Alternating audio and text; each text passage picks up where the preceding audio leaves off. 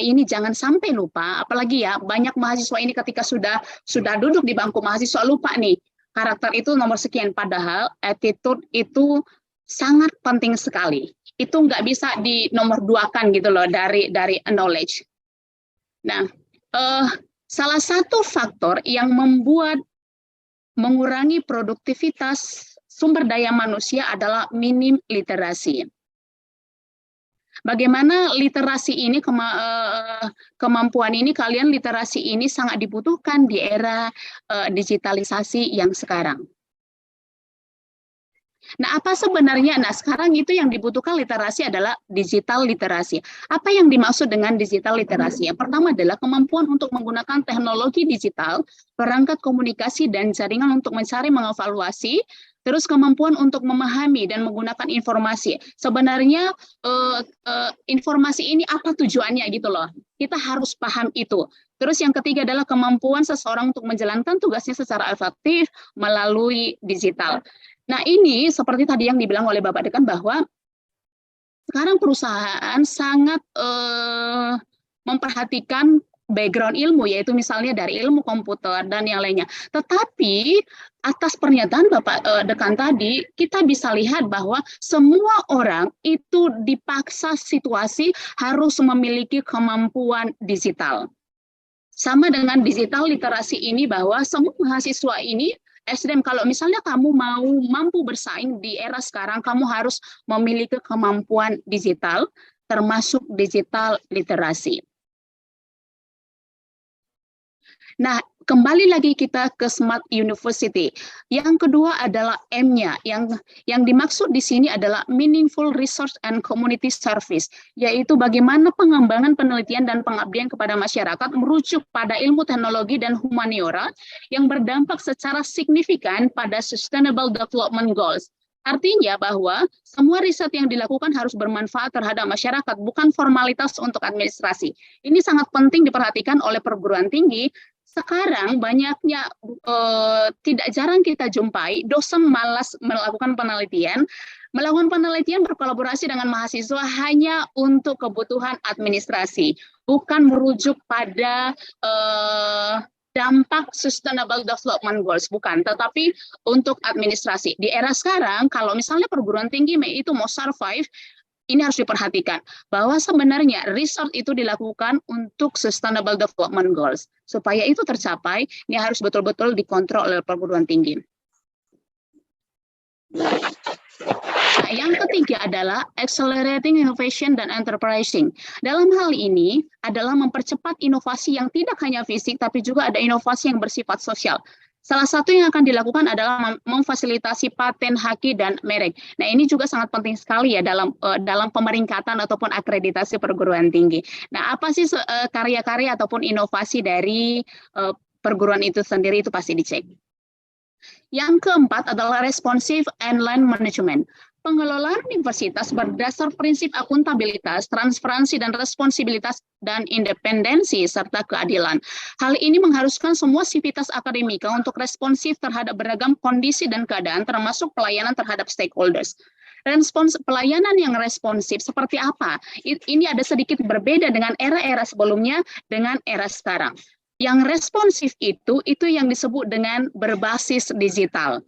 Nah, digital service, misalnya sistem layanan terintegrasi akademik dan non-akademik. Misalnya, kalau di universitas Bapak Ibu sekalian, apakah untuk mengurus surat administrasi misalnya untuk cuti harus menjumpai TU antri gitu loh. Kalau masih itu berarti kita tidak melakukan responsif, tidak. Nah, sekarang kalau bisa mahasiswa itu kita permudah ataupun stakeholders lainnya kita permudah. Kalau ada layanan berupa administrasi itu bisa dari rumah, tidak perlu ada tatap muka gitu. Itulah yang disebut dengan responsif. Ada manajemen infrastruktur jaringan dan layanan sistem informasi terpadu, ada integrasi aplikasi pihak ketiga, serta ada sistem smart building, smart attendance, dan juga smart parking. Nah, bagaimana di kampus kita itu parkingnya, apakah sudah era sekarang atau masih manual? Ini perlu diperhatikan kalau kita mau survive di era sekarang. Nah, yang jauh lebih sangat penting juga adalah tentang open library. Nah, kalau Izin, Bu kita Helena. mau memaksimalkan Halo. Izin, Bu. keahlian tentang literasi, ya. Waktu tinggal 1 menit lagi. Ya, baik Pak. Literasi kita harus bisa terkonek dengan banyak hal, dengan seluruh dunia. Kalau kita bisa di USU misalnya, kita sudah difasilitasi bisa terkonek dengan berbagai jurnal internasional dan nasional. Juga kita harus memperhatikan bagaimana keselamatan dan keamanan mahasiswa ataupun stakeholders di kampus. Dan yang terakhir adalah e-learning. Saya pikir semua sudah memiliki e-learning. Dan kurikulum kita bagaimana? Sama yang sangat sedikit nyambung dengan Bapak Dekan, bahwa finance tidak hanya untuk anak mahasiswa finance, komputer tidak hanya untuk mahasiswa komputer, tapi sudah untuk semua kalangan. Jadi ada blended learning, semuanya harus thinking online, acting online, dan juga being online. Kita harus memiliki new paradigma. Apa yang disebut dengan service excellence? Service excellence itu tidak hanya pada pelayanan, tetapi juga creativity dan innovation. Kalau kita mau disebut sudah menerapkan service excellence, berarti kita harus, perguruan tinggi itu harus melakukan inovasi sembari melakukan pelayanan yang smart terhadap stakeholders. Yang terakhir adalah top up tangible dan intangible. Apapun ceritanya, kita harus menyiapkan sarana prasarana. Jangan kita bicara soal digitalisasi, padahal sarana prasarananya tidak ada. Jadi ini harus diperhatikan, harus soal pengadaan harus di-upgrade dan diperhatikan oleh perguruan tinggi. Nah, bagaimana untuk mengimprove-nya supaya perguruan tinggi berkualitas? Harus ada standar parameternya. Terus juga harus ada improve quality secara berkelanjutan hingga tercipta budaya untuk dan itu jadi budaya untuk menjadi value dari perguruan tinggi tersebut. Nah, tadi konsep yang tadi, perencanaan tadi harus masuk dalam renstra, sasaran strategis, program strategis hingga pada sasaran mutu. Jadi tidak hanya pada perencanaan saja, tapi harus terdaftar di renstranya perguruan tinggi. Nah, Bapak Ibu sekalian, itu semua siapa yang melakukan? Yang melakukannya itu adalah dosen. Sama yang disampaikan oleh teori RBV, bahwa karyawan adalah aset paling penting dalam sebuah perguruan tinggi, yaitu dosen. Nah, bisa kita lihat di sekarang, sistem itu seharusnya menjadi solusi, tapi sekarang faktanya seperti apa? Dengan adanya sistem itu membuat dosen sudah kewalahan, overload. Sehingga pelayanan terhadap mahasiswa, tidak heran jika kita lihat mahasiswa susah menjumpai dosennya, karena beban kerjanya sudah overload. Banyak misalnya yang harus diisi dosen, banyak aplikasi-aplikasi yang harus diisi dosen. Ini seperti apa? Harusnya sistem ini bisa menjadi mempermudah dosen ini, justru memperribet hidupnya dosen, gitu di era sekarang.